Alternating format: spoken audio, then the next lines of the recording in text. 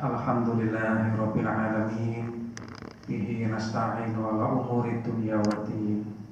Wassalatu wassalamu ala asyrafil anbiya'i wal mursalin Sayyidina wa maulana Muhammadin wa ala alihi wa sahbihi ajma'in. Ashhadu an la ilaha illallah wahdahu la syarika lah, wa ashhadu anna Muhammadan abduhu wa rasuluhu la nabiyya ba'dah. Addal amanah wa ballaghar risalah wa jahada fillahi haqqa jihadi, tarakana 'alal mahajjatil bayda lailuha kanahariha la yazighu 'anha illa halik. Amma ba'd, fa ya ayyuhal mu'minun ittaqullaha haqqa tuqatih faqad fazal muttaqun. Qala ta'ala fi kitabihil karim, ya ayyuhalladzina amanu ittaqullaha haqqa tuqatih wa la tamutunna illa wa antum muslimun. Jamaah Jumat rahimakumullah, kembali pada saat yang sangat baik ini, marilah kita perbaharui takwa kita kepada Allah Subhanahu wa ta'ala. Takwa yang memiliki akar kata 3 huruf, yaitu wawu, qaf, dan ya. Dari kata waqa ini kemudian muncul masdar wiqayah. Dalam peribahasa kita memperoleh untayan kalimat indah, al-wiqayatu khairun minal ilaj, bahwa pencegahan itu jauh lebih mudah, lebih murah daripada mengobati. Kalau sudah sakit jasmani, apalagi sakit rohani, maka itu pengobatannya memerlukan waktu yang panjang, biaya yang banyak, dan juga kesabaran yang berlipat-lipat.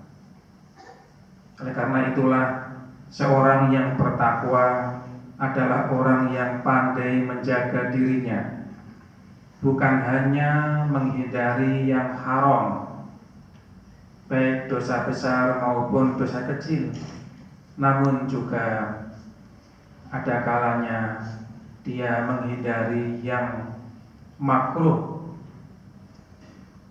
bahkan juga dia mengurangi sebagian perbuatan yang mubah, yang halal. Lebih dari itu, selain yang haram, yang makruh, yang mubah, juga ada kalanya seorang yang bertakwa itu tidak melakukan yang sunnah. Apabila perbuatan yang sebenarnya sunnah itu dampaknya negatif, ingin mengikuti Nabi Muhammad SAW. Misalnya, kalau seorang imam membaca ayat sajadah, maka disunahkan untuk sujud tilawah. Tetapi kalau jamaahnya belum siap, maka jangan dilakukan. Nanti jamaah salah paham, kemudian terjadi keributan, bisa-bisa sholat jamaah pun bubar. Dan ini pernah saya saksikan sendiri di sebuah tempat yang menjadi konon katanya adalah universitas tertua di dunia. Sholat jamaah maghrib itu bisa bubar gara-gara imamnya melakukan sujud tilawah, sementara makmum yang masbuk datang belakangan, tidak tahu apa-apa, mungkin juga agak ngantuk, kemudian baca subhanallah, subhanallah.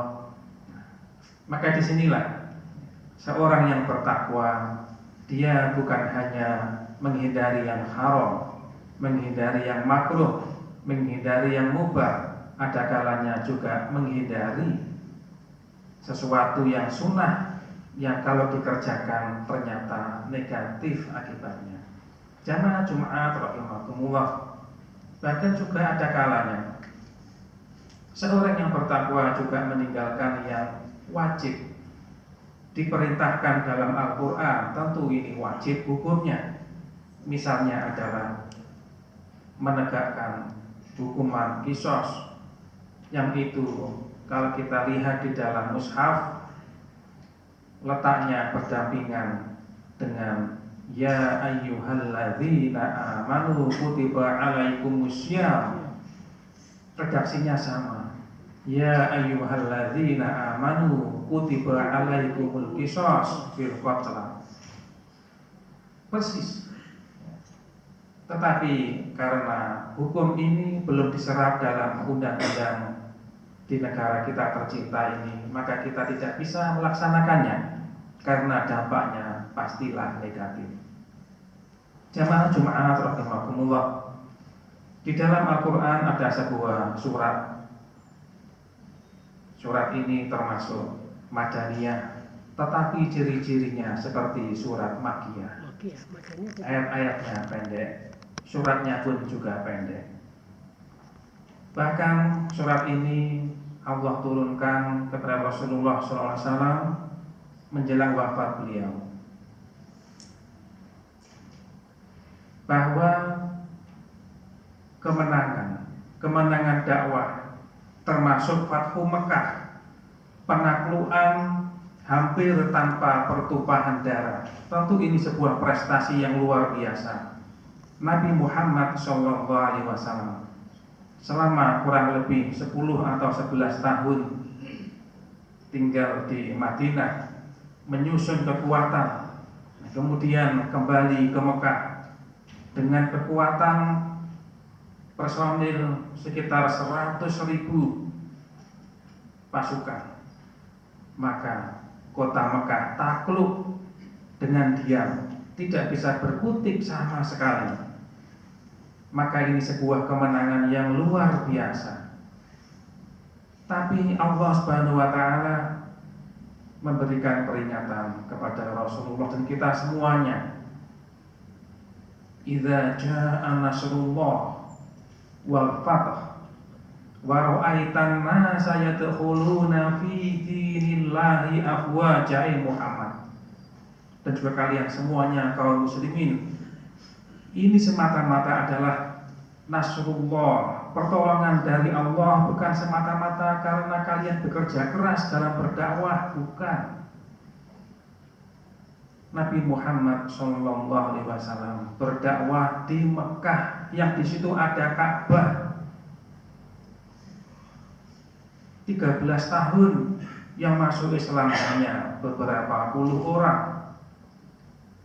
Selama 13 tahun itu pun dalam kondisi setiap saat terintimidasi, di mana Rasulullah tidak bisa berbuat apa-apa sama sekali selain mendoakan saja, seperti Rasulullah mendoakan keluarga Yasir, doakan saja, tidak bisa menolong apa-apa. Maka di sini Fathu Mekah, dan setelah itu umat manusia berbondong-bondong masuk agama Islam, gelombang demi gelombang, 1.000, 10.000 sekali masuk Islam. Afwaja. Maka disinilah Nabi Muhammad SAW secara khusus pada akhir surat An-Nasr ini diberikan perintah oleh Allah Subhanahu wa taala, fasabbih bihamdi rabbika wastaghfir. Ditegaskan innahu kana tawwaba. Memang dosa apa yang pernah Rasulullah lakukan sehingga diberikan perintah untuk istighfar, memohon ampun kepada Allah. Ditambahi dengan keterangan sesungguhnya Allah Maha penerima taubat. Jamaah Jumat rahimakumullah. Maka disinilah para ulama membedakan taubat, ada jenjang-jenjangnya. Ada taubat dari dosa besar, itulah taubatnya penjahat. Dan taubat dari dosa kecil, itulah kita semuanya dari golongan kaum awam. Ada taubatnya para alim ulama dari perbuatan yang makruh, dari perbuatan yang halal, yang itu juga kadang mengantarkan kepada yang haram. Maka disinilah taubatnya para nabi, para rasul adalah bukan taubat dari perbuatan yang haram, yang makruh maupun yang mubah, tetapi taubat dari amal-amal soleh. Bahwa bagaimanapun kita ini manusia, sudah berusaha sekuat tenaga taat kepada Allah, menjadi hamba Allah dalam niat kita yang terbaik, tetap masih banyak kesalahan.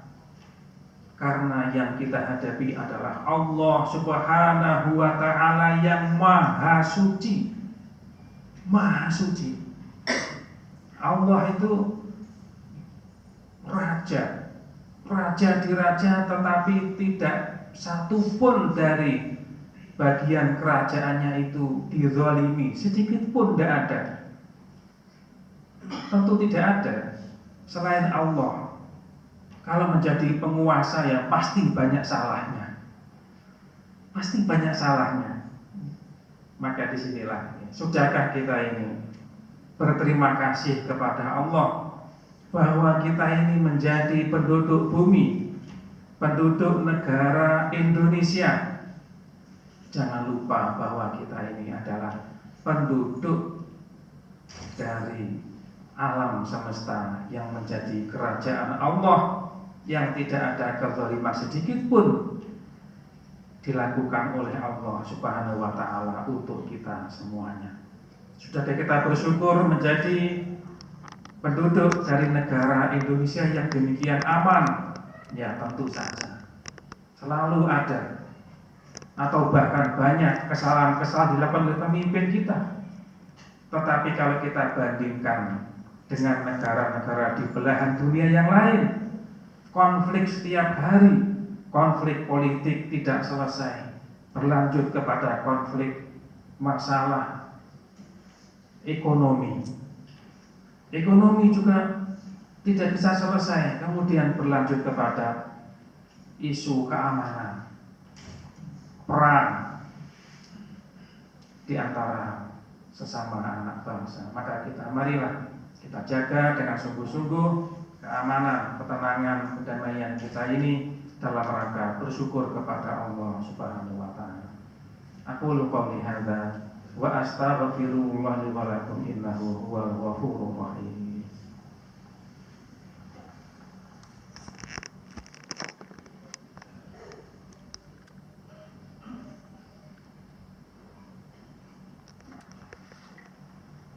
Alhamdulillah, wassalatu wassalamu ala Rasulillah Muhammad ibn Abdillah wa ala alihi wa man wala.